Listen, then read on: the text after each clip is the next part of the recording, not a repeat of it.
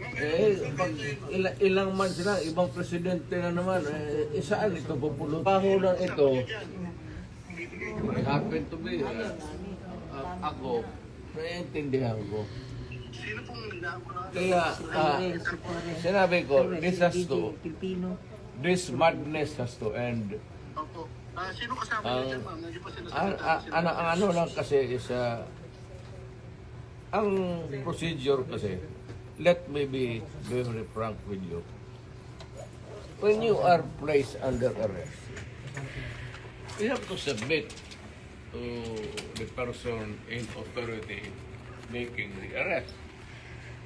Then, when you are already arrested and maybe detained, then you have to start the machinery of justice role. We go to the Supreme Court.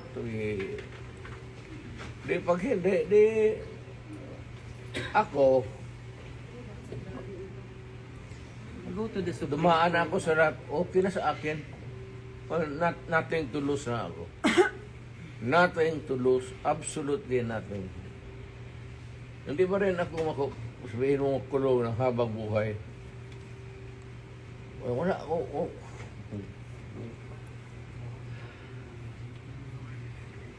Inciting to sedition. Inciting to sedition. Inciting to sedition. Kaya Against mag-against humanity, humanity. ICC. Kalimutan niya ulit. Sa Hague. We are not signatory sa ICC. That's what they're doing now. Hindi ako, yan ako hindi papayag. I am a Filipino, you are all Filipino citizens.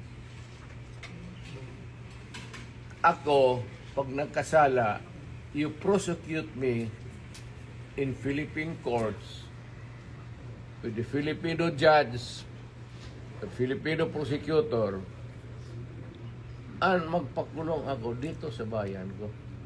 Kung sakali. They're preparing you to bring you to the Hague. I am sure, I am very sure, I'm a lawyer, abogado ka man. I am sure the Supreme Court will rebuke them.